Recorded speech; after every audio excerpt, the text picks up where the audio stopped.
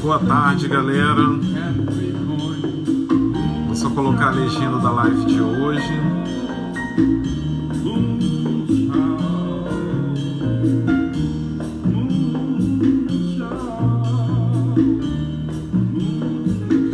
Berliane, seja bem-vinda. Vamos começar a live.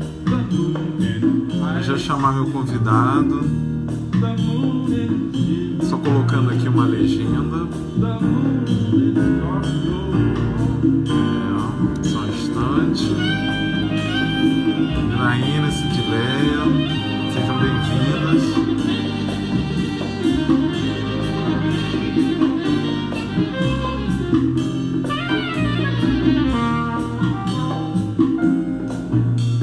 Certo, consegui colocar a legenda. Nosso professor chegou. Nosso convidado. Só fazer o teste, vocês me ouvem bem? Muito bom. Vou só convidar aqui o nosso professor. O professor está dizendo aqui que não pode participar. Deixa eu ver. Está dizendo que você não pode participar. Será que você está de computador, professor? Porque só pode de celular. Será que é isso?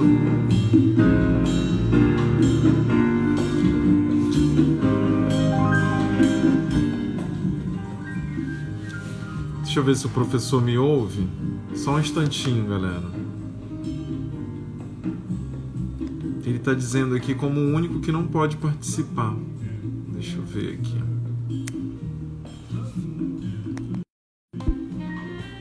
Oi, galera. Voltei aqui. A gente está enfrentando uns probleminhas técnicos. Vou até mandar o print aqui para o nosso convidado. Só um instante.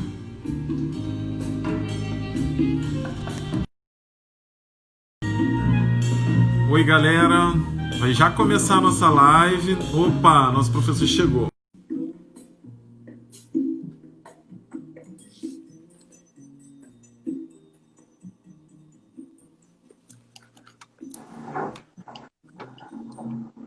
Ok.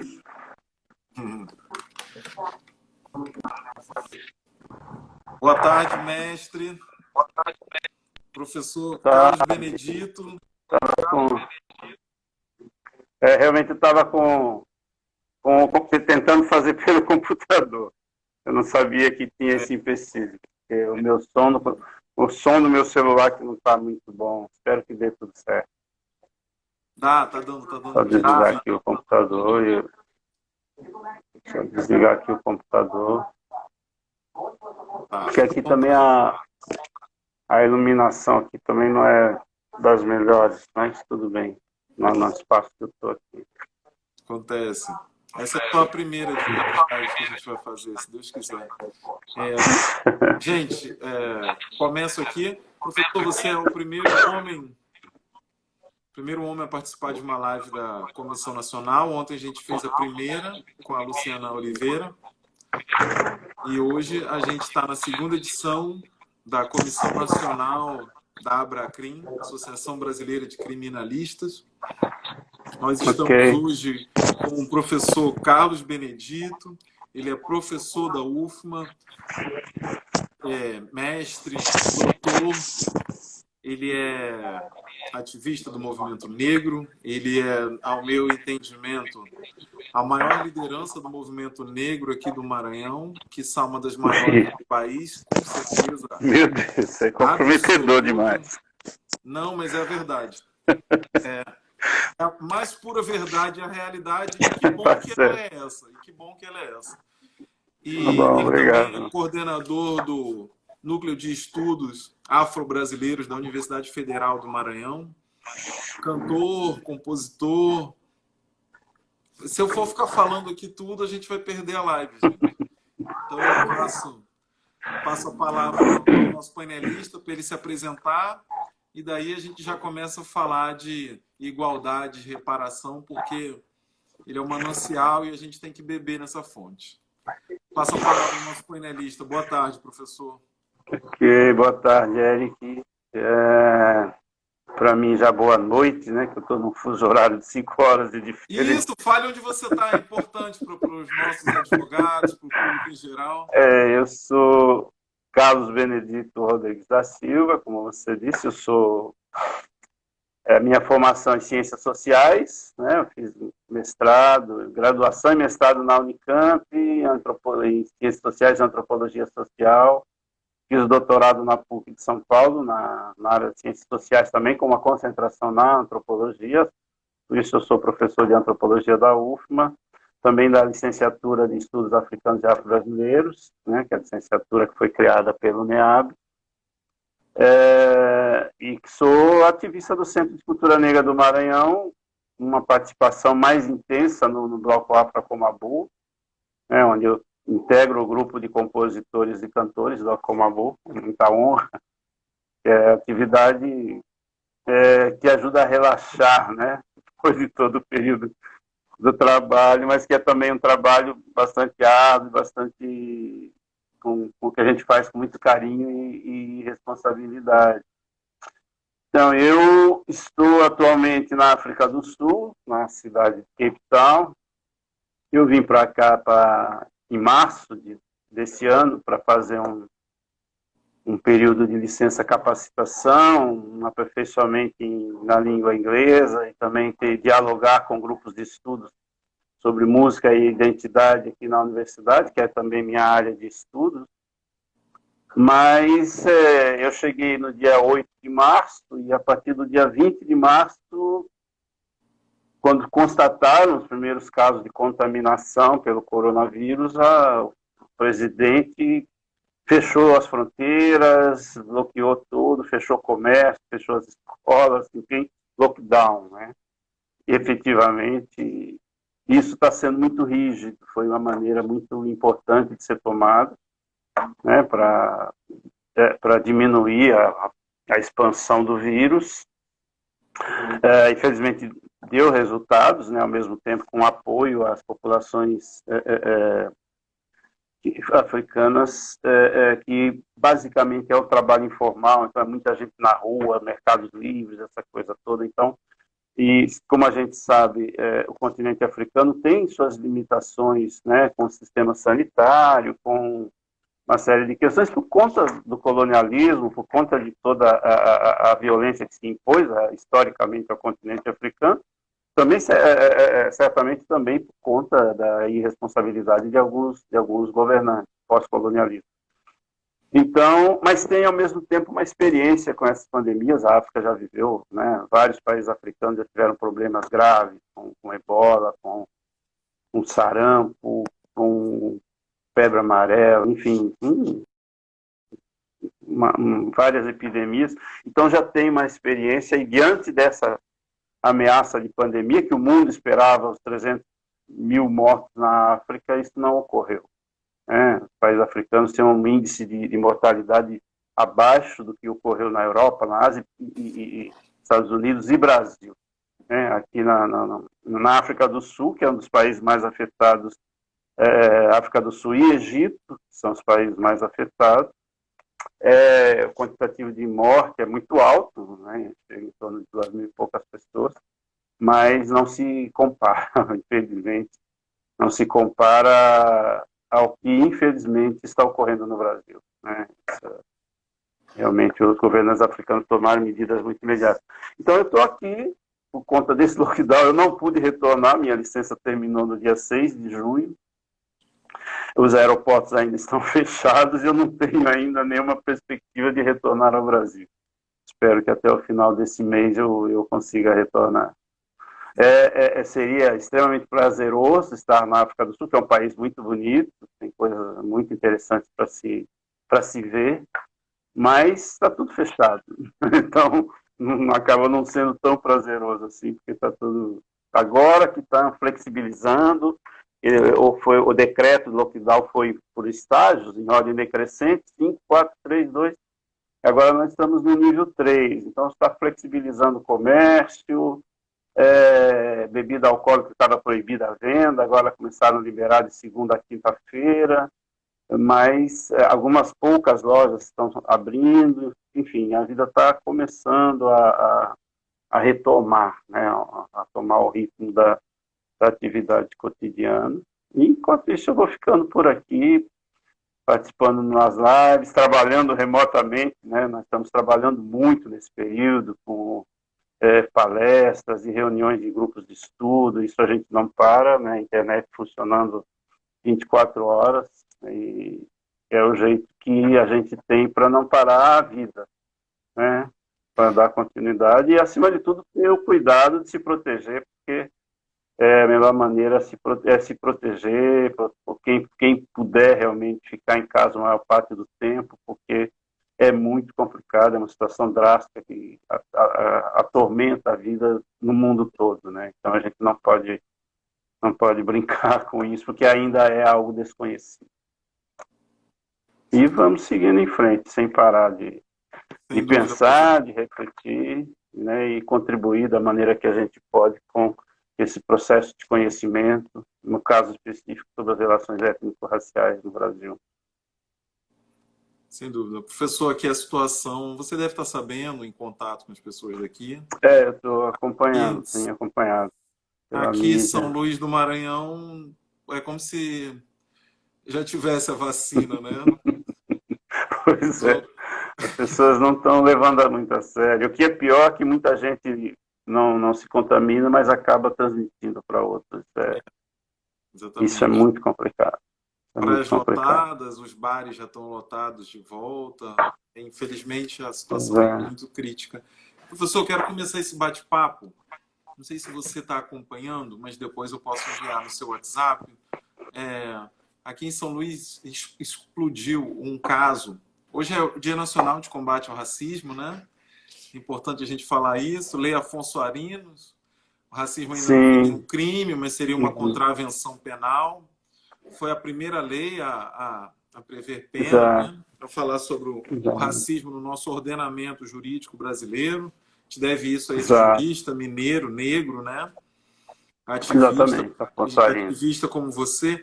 E daí, professor, aqui teve uma repercussão muito grande em um colégio, um caso semelhante a Fatu, que aconteceu no Anglo-Americano, no Rio de Janeiro. Aqui no Maranhão, a gente teve a mesma situação, né? Um aluno branco ofendendo, falando de escravidão, né? Falando que o meu ancestral e os seus foram escravizados pelo dele, fazendo injúrias qualificadas. E daí eu falo pela OAB, eu sou presidente, né? A gente já abriu as investigações. No início, aqui foi feito... O colégio suspendeu ele por 3 dias e isso gerou uma hashtag na internet que deu repercussão nacional. Essa hashtag, professor, era 3 dias não, né? 3 dias não apaga o racismo, né? Era esse o intuito. E ontem, o colégio, após muita pressão popular, expulsou o aluno. Eu repassando essa situação a você, eu queria que você passasse para a gente a sua visão, como que você entende isso. Eu vejo que isso é só uma ponta no iceberg de um sistema racista bruto que existe desde que o primeiro negro foi sequestrado nas praias da África. E daí eu preciso saber a sua opinião, até porque é o que é o assunto da voga aqui no nosso estado. Eu acompanhei, eu recebi algumas mensagens. Isso aconteceu em um grande colégio particular daqui do Maranhão, um dos 3 maiores. Sim, eu recebi, eu vi, eu na verdade não estava sabendo, eu vi no Face, foi hoje mesmo. Eu vi uma matéria sobre isso, alguns pronunciamentos da família, dizendo que iria providenciar um processo de reeducação, né, do garoto, a mãe reclamando que a medida foi muito drástica pela expulsão, etc. Algumas pessoas comentando, mas na verdade não é um caso isolado, né? Eu acho que é importante que houve reação por parte dos próprios colegas. Eu acho que isso é uma atitude importante no antirracismo, né? Eu acho que eu penso que nós não podemos mais tolerar esse tipo de situação. Claro que isso aponta para o racismo estrutural, né, que está sendo o tema da moda. Isso aponta para a falha no nosso sistema educacional, principalmente. Eu acho que é um caminho que para a gente poder modificar essa situação. Ainda, por mais deficiente que seja, mas é pelo sistema educacional, né? Nós precisamos reeducar, né? E precisamos reeducar a partir do ensino básico. Nós precisamos reeducar nossa juventude, nossas crianças, para crescerem com uma outra mentalidade, para compreender o que foi a escravidão, acima de tudo, porque eu penso que nós não temos ainda essa compreensão, porque nós não tratamos da história do povo africano, nós não tratamos da história da importância da população negra no processo de desenvolvimento das Américas, porque a gente continua, né, o sistema educacional ainda revitalizando, reforçando a memória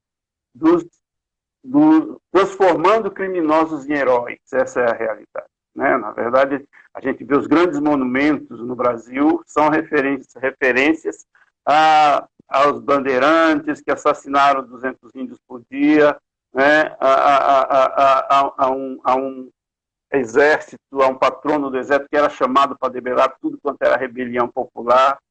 Quer dizer, as grandes referências que a gente tem na história são exatamente das pessoas acionadas pelo Estado para debelar as mobilizações populares. A história da escravidão acaba entrando nesse processo, né, como algo que não se tem conhecimento suficiente, como algo que não reconhece como um crime da humanidade. E no processo educativo, a gente acaba reforçando a permanência de um preconceito, de um racismo, e de uma falta de compreensão do processo histórico e da importância da população negra no processo de construção da sociedade brasileira. Então, eu penso que essa medida, a gente precisa pensar em todas essas coisas quando acontece uma situação dessa, porque não são fatos isolados, né? Quer dizer, um jovem, uma criança, enfim, não pega isso do nada, isso é transmitido através de alguma forma, a pessoa assimila, recebe informação, etc., de alguma maneira, para formar a sua mentalidade, para formar o seu pensamento a respeito da inferiorização que se construiu sobre a população negra no Brasil. Então, a pessoa se acha à vontade, né, num país onde não se tem o controle efetivo, não se tem a punição para os crimes de racismo, a pessoa se acha à vontade diante da impunidade que sempre ocorreu. Quer dizer, você estava falando, por exemplo, da Lei Afonso Arinos. Não teve ninguém preso, condenado por racismo no Brasil até hoje, né? Essa manipulação para injúria racial acaba descaracterizando, desqualificando a violência que é o crime do racismo, né? Então, eu penso que cabe, nesses casos, houve uma atitude da escola que é importante, eu acho que serve de exemplo para outras pessoas, mas eu penso que um caminho importante também é o processo educativo. Eu acho que o movimento negro tem esse papel, né? É interessante que a professora Nilma Lino Gomes escreveu, inclusive, isso, né? Um livro bastante interessante chamado Movimento Negro Educador. Ou seja, nós estamos há muito tempo tentando educar a sociedade brasileira para compreender o que nós não estamos fazendo reclamações, né? Nós não estamos exigindo privilégios, nós estamos falando da importância de se pensar a história do Brasil com todos esses povos que construíram essa sociedade.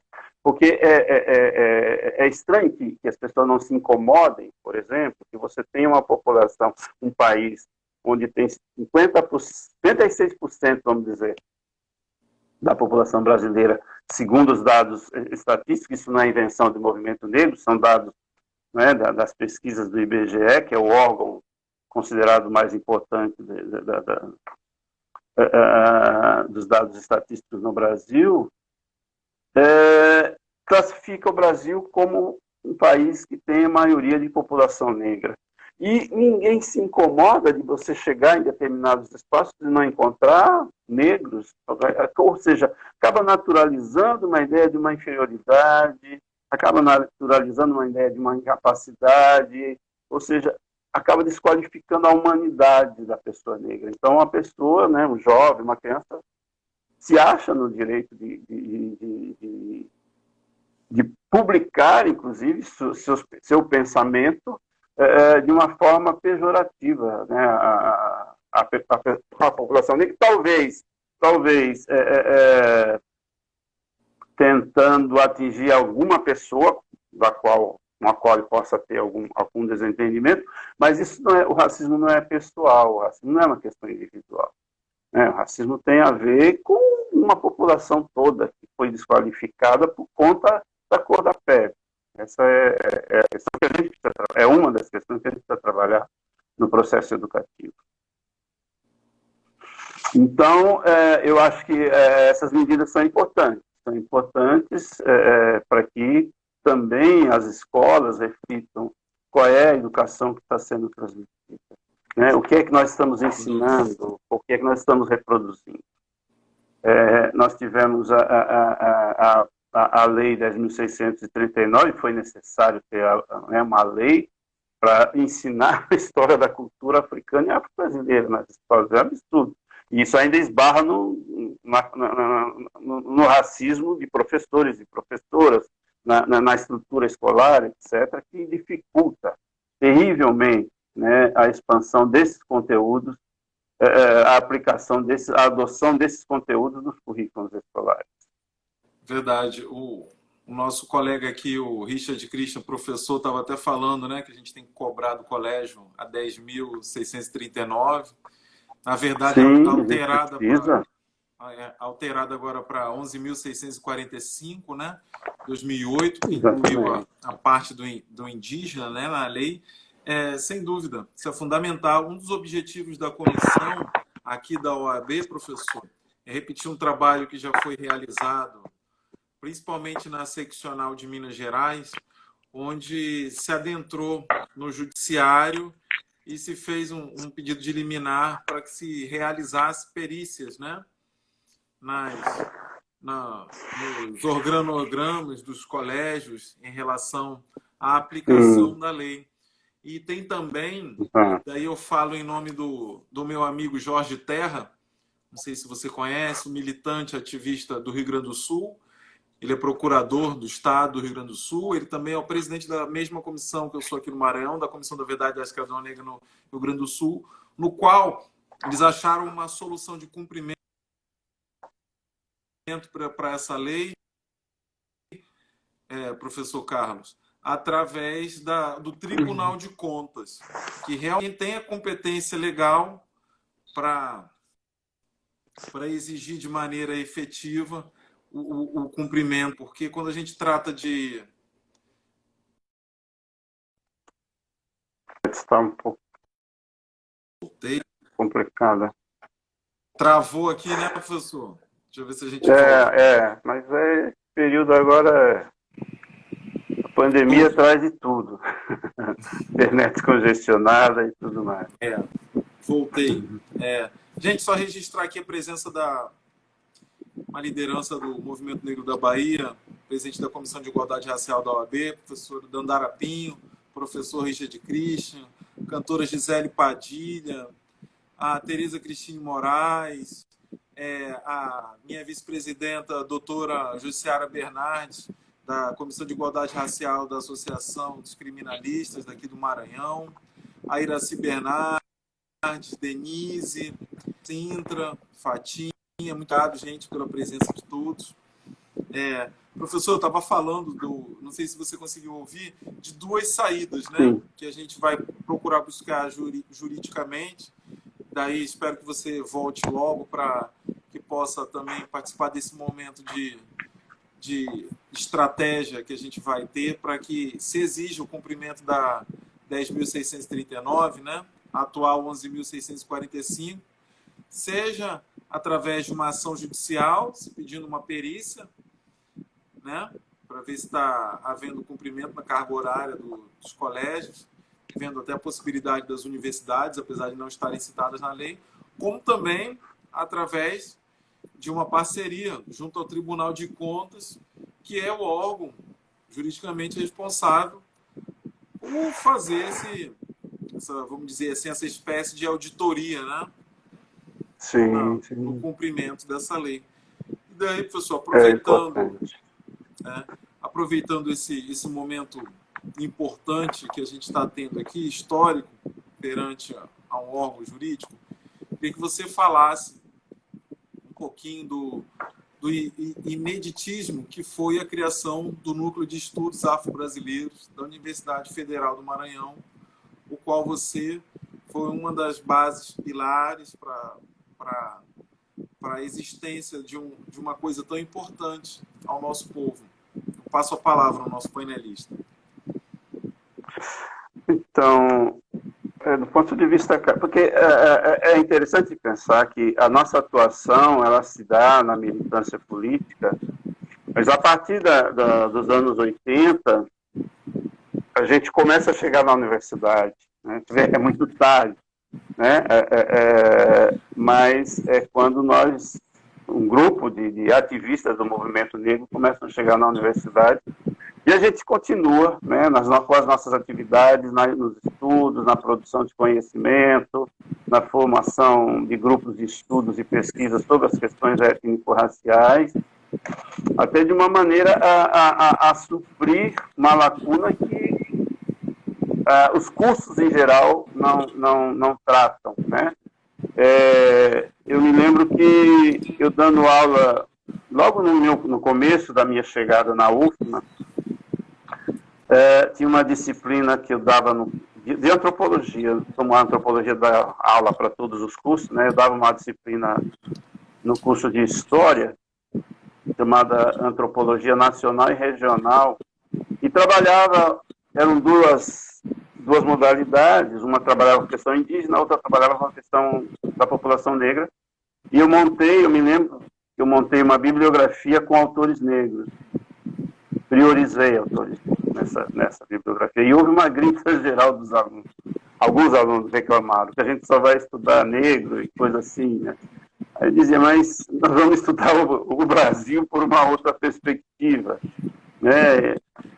Só que quando eu perguntei, ninguém tinha lido aqueles autores no curso de História. Eram historiadores, são autores, são historiadores, a exemplo de Clóvis Moura, a exemplo de Joel Rufino dos Santos, a exemplo de Cátia Matoso, que não é negra, mas uma pesquisadora baiana, que também no curso de História nunca tinha ido, tinha um trabalho extremamente importante. Alguns autores e autoras que eu trabalhei.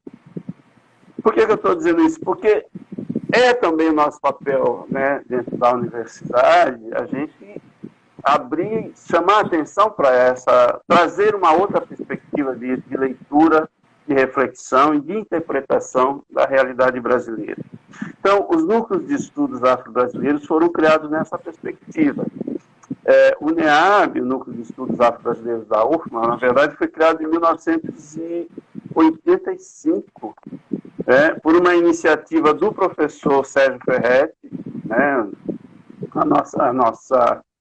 a nossa maior referência nas ciências sociais do Maranhão, na antropologia principalmente, que tinha suas pesquisas sobre religiões afro-brasileiras e promovendo algumas atividades, e nós fomos, e pelos contatos dele, nós fomos contactados por uma missão da Unesco, que viria ao Brasil, para organizar um seminário, e esse seminário foi sediado em São Luís. E a partir da organização desse seminário internacional, chamado Sobrevivências Religiosas Africanas do Caribe e América Latina, e vieram pesquisadores de várias partes do mundo, por conta dos contatos do professor Sérgio Ferretti, e ali nós criamos o NEAB, nós criamos, na verdade, articulamos entre um grupo de pesquisadores, até funcionários da UFMA, que tinham interesse pelas questões étnico-racial, pesquisadores que trabalhavam com essas questões de forma isolada, e a gente acabou se articulando para criar o NEAB.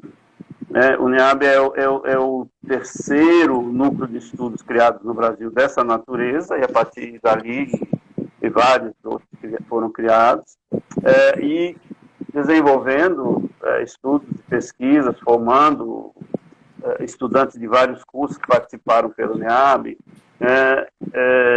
organizamos eventos importantes e participando, articulando com outros núcleos de estudos afro-brasileiros. Em 2004, a partir do ano 2000, os NEABs começaram a organizar o Congresso Brasileiro de Pesquisadores Negros. Foi criado, o primeiro ocorreu em Recife, no ano de 2000, e ali foi criada a Associação Brasileira de Pesquisadores Negros. Em 2004, nós organizamos o terceiro COPEN, o terceiro Congresso Brasileiro de Pesquisadores Negros, em São Luís, e a partir desse congresso em São Luís, nós criamos um consórcio de NEABs, núcleos de estudos afro-brasileiros, presentes em várias universidades brasileiras. Hoje são mais de 200 NEABs, e correlatos, núcleos de estudos afro-brasileiros, núcleos de estudos afro-indígenas, afro-amazônicos, enfim, tem várias categorias, e também nos institutos federais, que são instituições mais recentes, também tem núcleos de estudos afro-brasileiros e indígenas, tem várias dessa natureza. E é importante que a gente tenha uma articulação a nível do Brasil, a nível da produção de conhecimento, a nível do debate sobre as questões étnico-racial.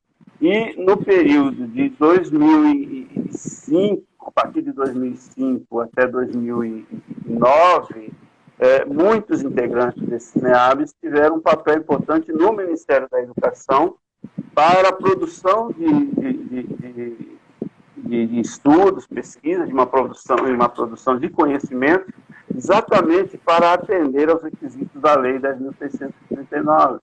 Então, houve uma produção muito grande por parte de intelectuais negros das ciências humanas, principalmente da área da educação, produzindo muito material que foram distribuídos para as escolas para atender aos requisitos da Lei 10.639, mas que, infelizmente, esbarrado, como a gente chama, pelo racismo estrutural, pelo racismo institucional, muito desse material não saiu dos armários das diretorias das escolas.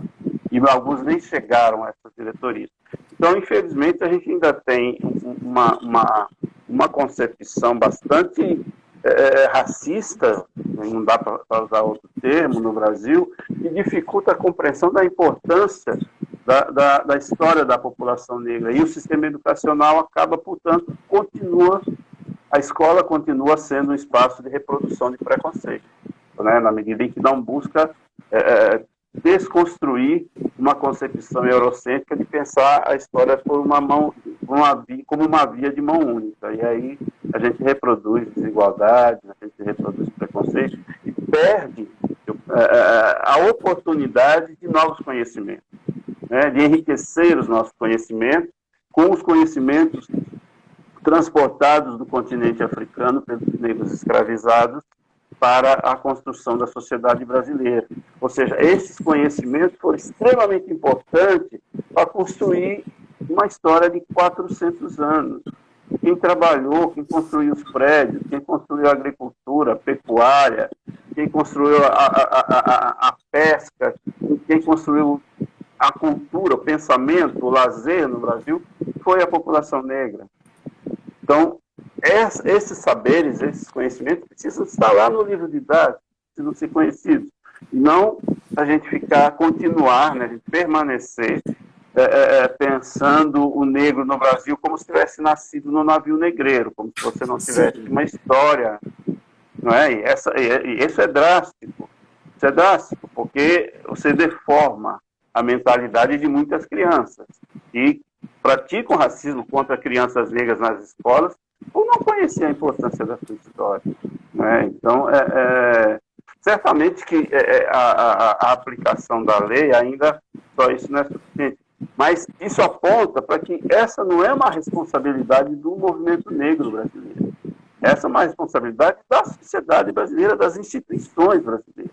em todas as suas áreas, né? Todas as instituições, sejam as instituições jurídicas, econômicas, educacionais, enfim, a gente precisa estar fazendo realmente, eu penso que quando nós começamos a discutir políticas de ações afirmativas, o objetivo é esse, é você se qualificar pessoas para ter uma intervenção mais qualificada na sociedade, para ter uma intervenção de uma forma que você não reproduza mais preconceito, você busque compreender a importância da presença da população negra nesse processo histórico. Pensando em São Luís, por exemplo, né, as pessoas se orgulham de dizer da Fundação Francesa de São Luís, as pessoas se orgulham de dizer, né, da presença dos grandes escritores, poetas, professor, mas só aproveitando esse gancho, teve recentemente até um programa aqui na maior TV de audiência do Maranhão,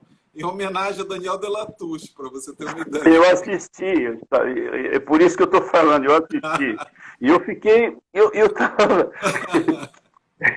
eu fiquei pensando naquilo, eu falei, meu Deus, ele não falou nada da África, nada da África. Então, é uma coisa maluca, né? Porque você respira africanidade em todos os becos e ruas de São Luís. Todos os lugares, a presença negra está ali no afeto, na cultura lúdica, na cultura, de uma forma mais geral, de representação da vida social de São Luís. A presença africana está aí em todos os lugares, na religiosidade, no trato com as pessoas, no comércio. Você anda aqui, eu visitei, é a quarta vez que eu venho à África. Eu estive em Cabo Verde, eu estive em Moçambique, eu já estive aqui na África do Sul. Você anda nas ruas, você anda nos mercados, você vê o João Paulo, você vê a Liberdade, você vê o Maranhão presente ali, entendeu? Então, a gente precisa trabalhar essas questões no processo educativo. Nós temos muito mais a ver com a África do que com a França, com certeza, mas isso é uma deformação no processo educativo quando você trata, como diz a Chimamanda Adichie, escritora nigeriana, quando você pensa a história como uma história única, né? Não é uma história única, o mundo é extremamente diversificado. Então, para fechar em relação ao que você perguntou do NEAB, a proposta do NEAB é exatamente essa, é trazer essa diversidade para dentro da academia, produzir conhecimento, ler os autores negros, o que estão pensando, o que estão escrevendo. Quer dizer, nós passamos muito recentemente a ter contato com uma literatura produzida por africanos ou por negros caribenhos ou indianos, por conta das traduções recentes, que isso não chegava no Brasil, isso é muito novo. Né? Autores que já pensam o colonialismo há um certo tempo. Então, é importante que a gente também reconheça e lance mão, né, e tem uma legião de estudiosos, pesquisadores, pesquisadoras negros e negras produzindo conhecimento no Brasil sobre várias áreas de conhecimento, seja na economia, na história, na educação, principalmente, se tem um grupo muito grande de pessoas, na área da saúde, enfim, nas várias áreas do conhecimento. Então, a gente não pode dizer que não trabalha essas questões por falta de conhecimento ou por falta de informação. O que há, na verdade, é uma tendenciosidade a privilegiar somente uma visão, somente uma vertente do conhecimento. Muito obrigado, professor, pelas belas palavras, por distribuir esse conhecimento com a gente. Os tempos da live voam, e daí eu não posso deixar essa live acabar sem fazer uma pergunta muito importante para o professor aqui, é um eixo que eu entendo que é muito importante, né? A gente fala de igualdade, esse combate ao racismo cotidiano. Mas, professor, eu queria falar com você, saber sua opinião. A comissão ao qual eu sou presidente aqui, que existe no Conselho Federal do OAB, existem outras seccionais, trabalha com a reparação, né? Entendo como necessário a derrubada de estátuas, a recuperação da história dos nossos heróis, dos nossos locais. Entendo que a gente precisa tirar esses símbolos que querem avisar que a gente não pode protagonizar em diversos setores da nossa sociedade. E, claro, essa é a minha opinião, mas eu quero ouvir a sua. Você é muito mais, talvez, o mais gabaritado do nosso estado. para poder falar sobre o que seja a reparação, a sua opinião, pelo que está acontecendo no cenário do negro no mundo todo, essa derrubada de estátuas em Londres, Portugal, estátuas sendo vandalizadas, nos Estados Unidos sendo derrubadas. Precisamos ouvir a sua opinião, o seu relato, o seu conhecimento em relação a isso. Você me coloca numa situação esse caso é um problema. Mas, veja, eu penso que chegou um momento que a gente não suporta mais a pressão, a violência do racismo. Porque acho que chegou o momento de compreender que o racismo não é uma questão moral, você discriminar o outro, de você falar uma palavra. O racismo está estruturando as relações sociais, está estruturando o pensamento, está estruturando os nossos olhares, a maneira como a gente olha para a pessoa negra, a maneira como a gente escolhe, até quem vai fazer propaganda. Estava vendo a Zezé Mota falando recentemente, ela tem 50 anos de carreira, fez 2 comerciais na vida dela, porque preto não vende. Ou seja, quando você não tem negros nos tribunais, quando você não tem negros nas administrações das universidades, quando você não tem negros grandes empresários, ora, é preciso repensar. Isso aí mostra que o racismo não é uma questão moral, é uma questão que educa a maneira da gente pensar a sociedade. Então chegou um momento que os povos, a população negra no mundo, porque isso não é exclusividade do Brasil, não suporta mais e reagiu de uma maneira, ou seja, a morte do George Floyd foi um episódio, mas isso se soma a vários outros. Se a gente pensa no Brasil, quantos jovens negros estão sendo assassinados, segundo os dados estatísticos, a cada 23 minutos, tem até a música do Paulinho Comabu a respeito, a cada 23 minutos morre um jovem negro no Brasil, são 53 jovens negros sendo mortos por dia no Brasil. Isso não está acontecendo agora. Então, quer dizer, quando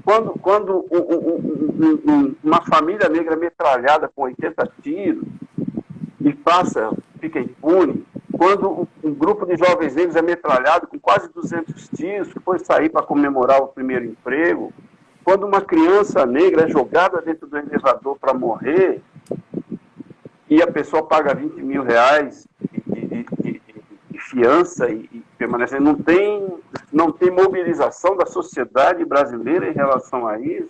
Ora, esse racismo está estruturando o nosso pensamento, está estruturando as relações sociais, está definindo qual é o lugar que a gente vive, a maneira como a gente mora, está definindo quem morre, né? E quem pode morrer, quem não pode morrer, quem deve morrer, de que maneira deve morrer e onde deve morrer, porque a gente tem o jovem que foi morto dentro da casa dele, com tiros pelas costas, jovem de 14 anos. A gente tem várias situações que estão ocorrendo no Brasil.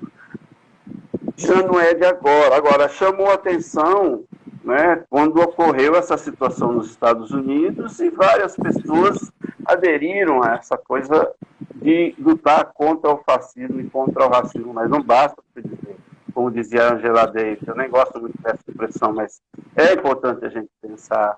Não basta você dizer que não é racista, é preciso você ser antirracista, é preciso tomar atitudes antirracistas, é preciso promover conhecimento, é preciso respeitar a história diversificada, a diversidade, a diferença precisa ser respeitada.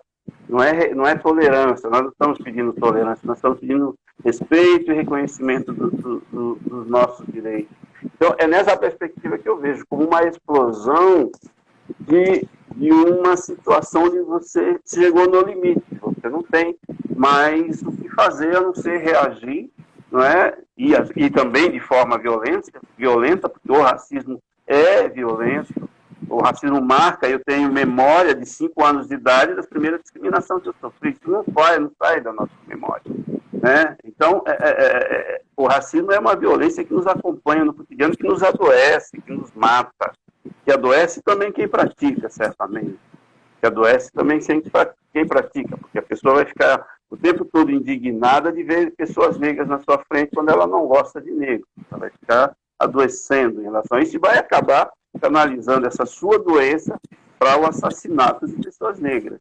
Então, é preciso pensar nessas situações como o resultado de uma opressão tão violenta, tão brutal, que a reação também acaba sendo violenta.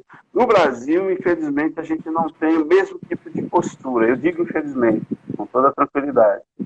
Porque se criou no Brasil essa ideia de democracia racial, essa ideia de povo cordial, de mestiçagem, etc.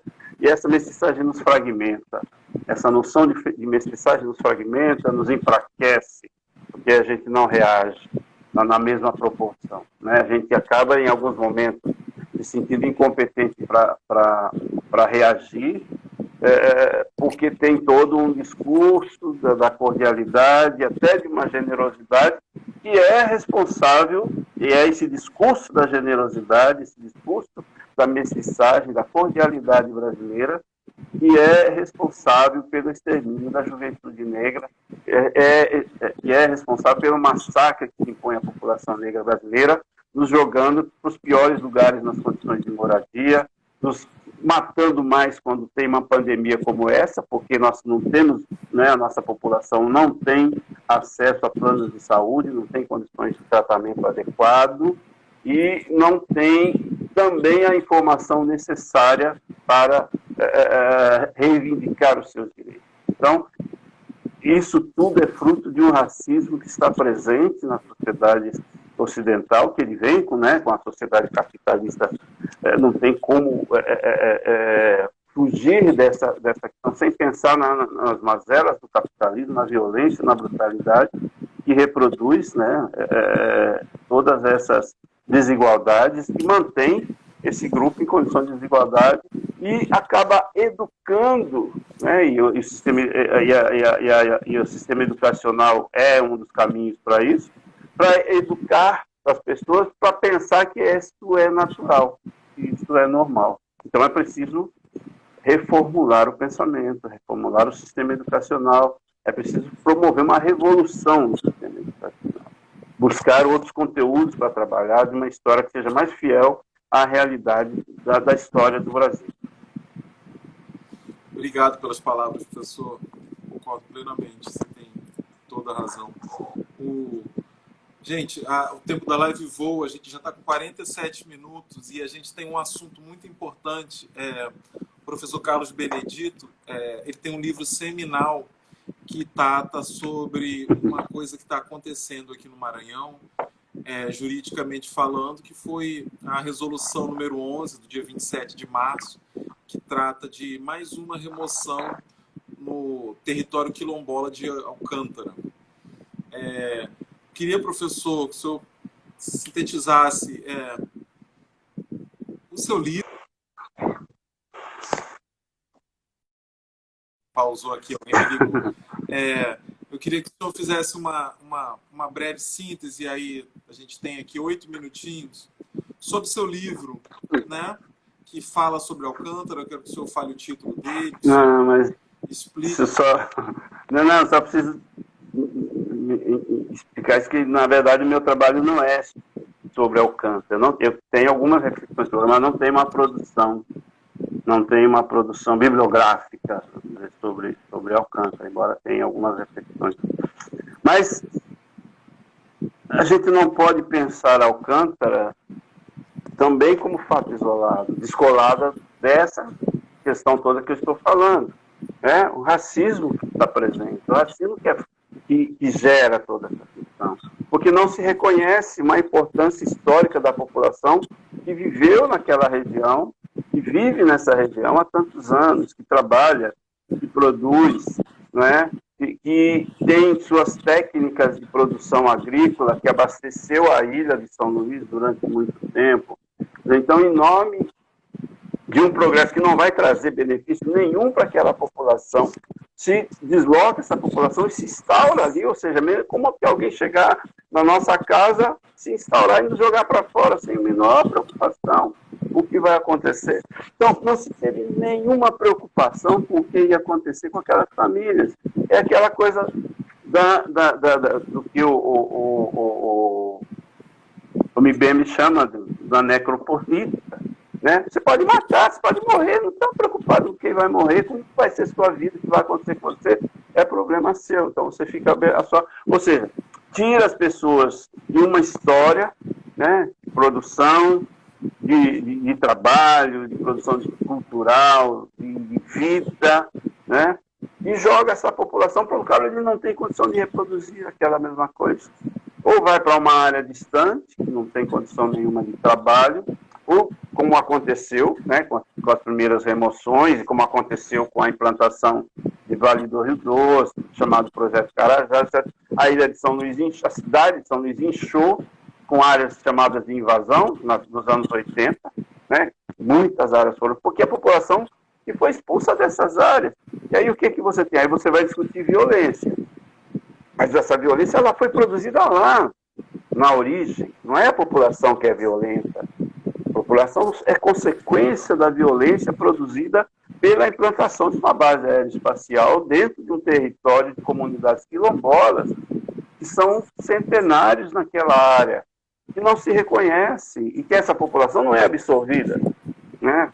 A gente vê que a juventude negra dessas áreas foram aumentar os índices de marginalização em São Luís, porque não tem trabalho, não tem escola, não tem o que fazer, o Estado não se preparou para absorver essa população. Não deu importância para isso.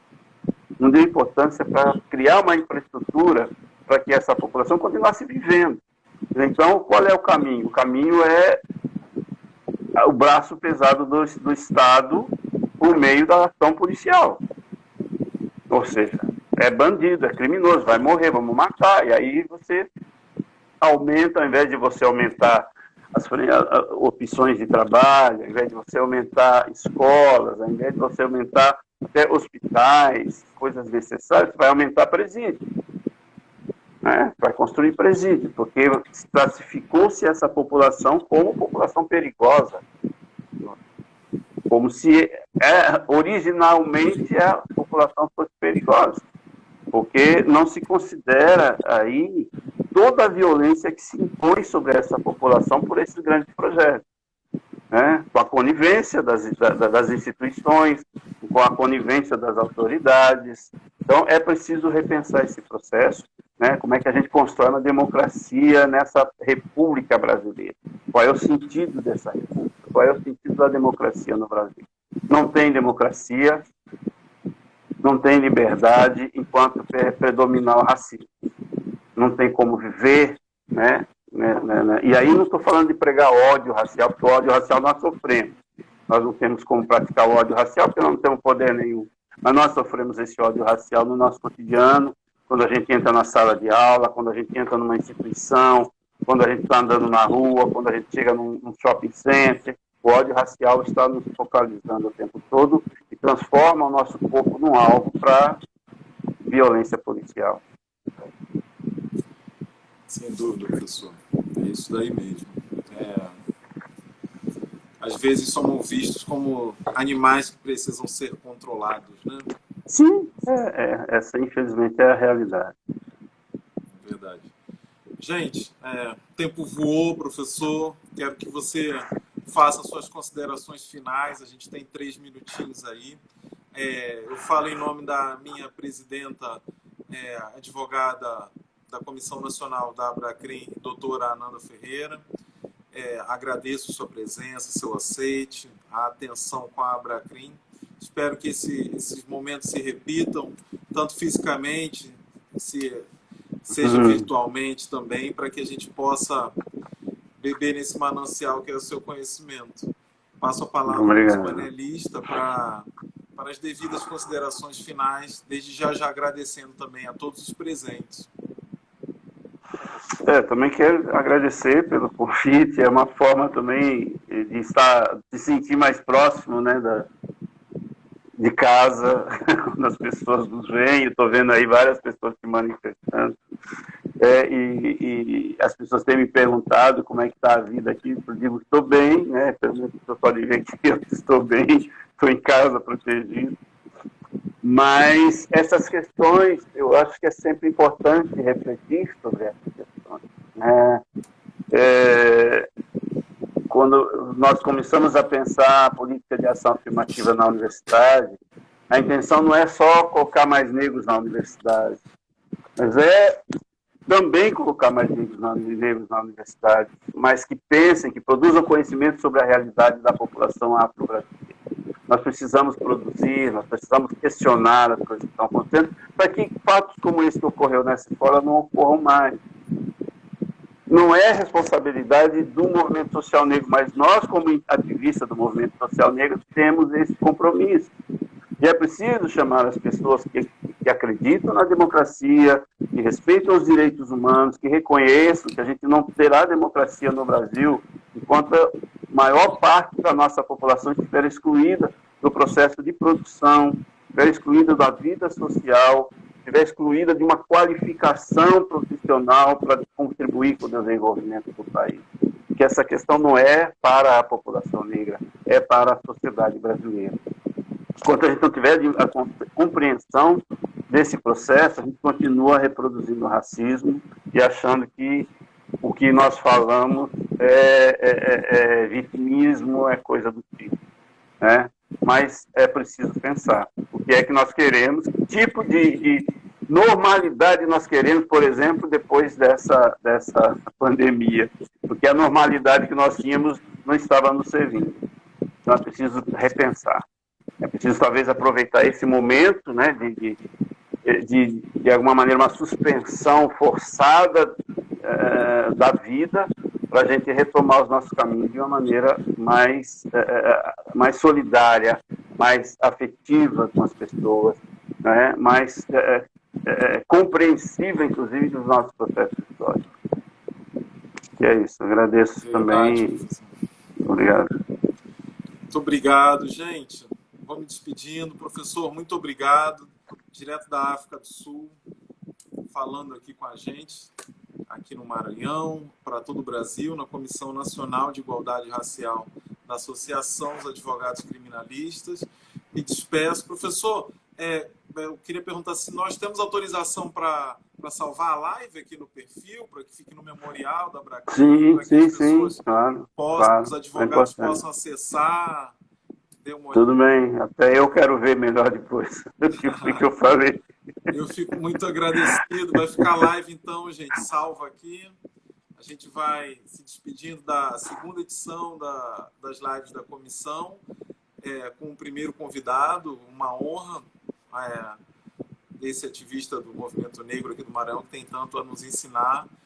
Agradeço a todos. Boa noite, professor. Boa noite. Boa noite a todos aí. De você aqui do Maranhão. Estarei de volta em breve com a força dos orixás. Com a força dos orixás. Muito axé, minha irmã. Muito obrigado a todos que ficaram presentes. A live vai ficar salva. Tchau, tchau, galera. Ok. Tchau, gente. Boa noite. Obrigado. Tchau. Eu digo boa noite, mas ainda é boa tarde. É verdade. Ok. Um abraço, Eric. E a gente fica em contato. Um abraço. Obrigado. Foi uma honra, professor. Muito obrigado. Tchau, tchau. Obrigado também. Tchau, tchau. Tchau.